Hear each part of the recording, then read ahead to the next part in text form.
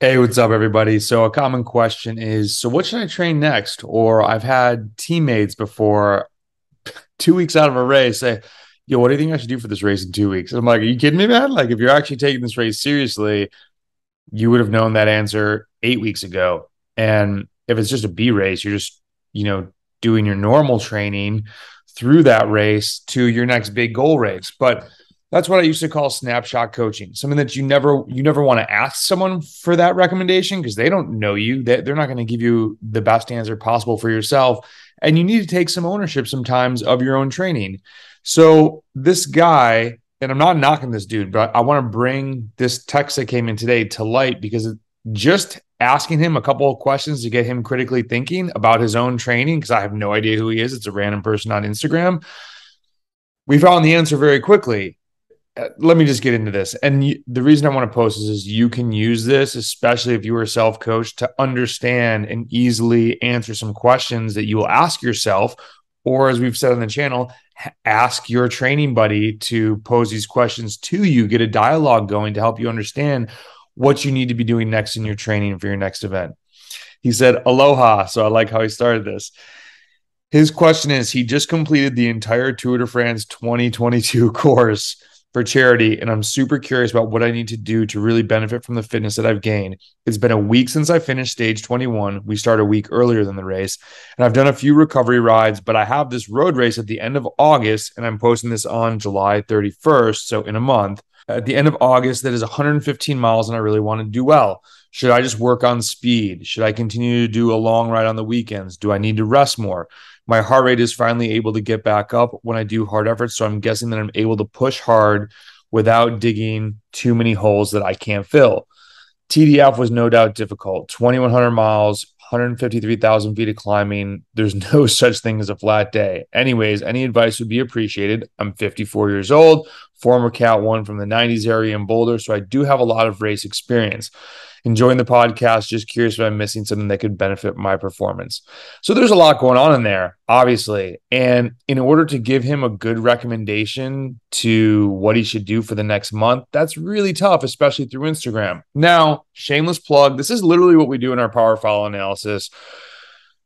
Why do we do that? Just trying to put out some goodwill. And honestly, I keep getting the question, why do you guys do this? Why do you do this for free? Someone gets a video back and like, I don't get the hook. Or the catch? What's the catch? Do you know what the catch is? There's now 600 people out in the cycling world that will have something super positive to say about EVOQ bike. It's just a part of our business model of trying to help people get faster. Maybe at some point there's gonna be too many inquiries and we'll stop it. But at this rate, it's manageable. All the coaches are down with doing it. And so we're not martyrs. We're just trying to help people out a little bit. We just like riding, and if we can help you, cool, let's do it. So my reply back to him, like, I'm sure you guys are all thinking about a lot of different ways. Like, how do we even approach this question right now? We don't know. We know that he's a Cat 1, but he's 54. That could be a Cat 1 from way back. We don't know what he's been doing over the past 6 months, the past year. Did the TDF, was he like crawling through these stages or was he crushing? How good is this guy? There's a lot. And the biggest worry is telling him to start training again and he's not recovered enough and he really just digs a hole. So I said, man, I hate to give it a cop out answer, but there's just so much that I don't know about you to give a responsible answer. I really don't know anything that you've done over the past 6 months, except for this massive TDF course. Kudos on, by the way, on that. I would definitely err more on the side of rest than not enough. Having your heart rate up is good. We just want to make sure that you feel good during the day when you're not riding. Meaning, do you feel normal? I did a 6.5 hour, 14,000 feet of climbing. What was it, 115 miles on Saturday? I was pretty rocked after that ride. Granted, I don't do many rides that long anymore. Like 4 to almost 5 was more my longest ride. So it definitely took it out of me. It was 6,500 kJs. I mean, I felt okay today, but he did 21 stages. If you really feel okay during the day, your heart rate's back up, you feel like motivated to go crush, you can probably start back training. But what training is what you're asking me? I don't know your strengths. I don't know your weaknesses. I don't know the course. Again, too many unknowns. I'm really sorry to cop out, but It would be super irresponsible of me to give you just some blanket BS answer on Instagram. Now, what can I give him that's productive? What can you ask yourself about the upcoming event? What do you think is going to be the most rigorous part of the race? Is there a huge 10-minute climb that, always splits it up and you know that? Are there a lot of little climbs and you really have no idea when things are going to get shattered? Have you listened to the podcast before and know that if you're a smart bike racer and there is a quote unquote 10-minute climb, people might be attacking 5 minutes beforehand. So it might be a VO2 max effort into a climb. You just can't predict these things. Okay. But what do you think is going to be the most rigorous? Try and pick out some scenarios.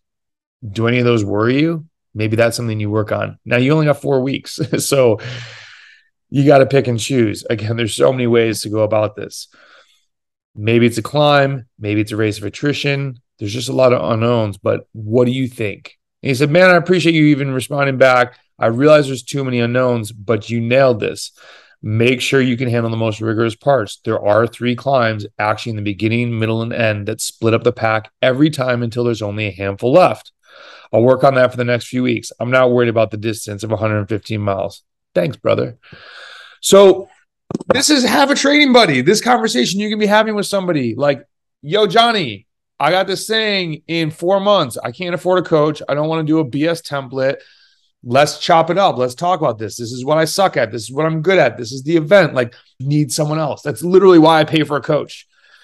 I don't like doing this alone. Ask how many athletes have we had on here that are not world tour and therefore forced to have a coach, but choose to have a coach to help them that are professionals. That is their job to pedal a bike. They still will talk on the podcast about just talking through this with someone.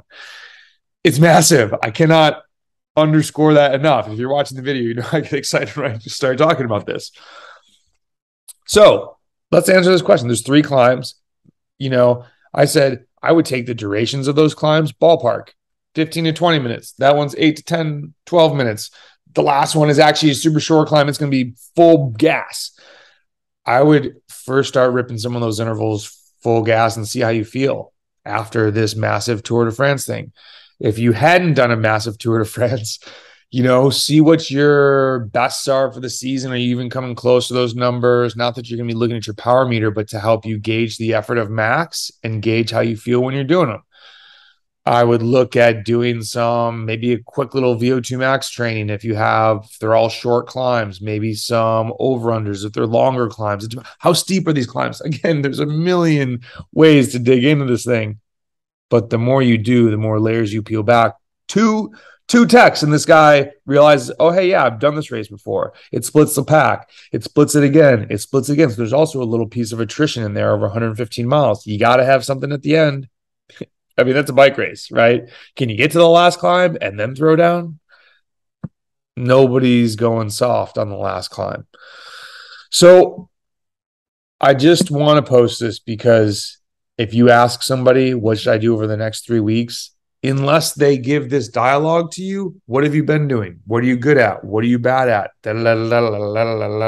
And talk to you for 8 minutes and 48 seconds like this video, then they're doing you a disservice and you need to think a little critically. Take some ownership of your training. I know we are in I want things now. I have very little patience also, but endurance sports, you got to put a little bit of effort into this and you got to own it. You can't just type in boost my FTP and someone gives you the best thing for you.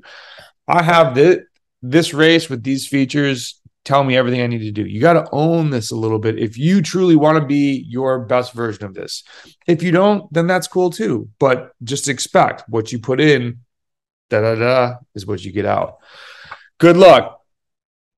I'm pumped. Hopefully this guy crushes this thing.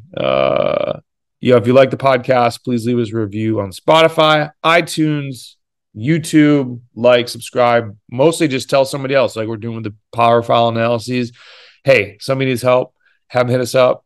See ya.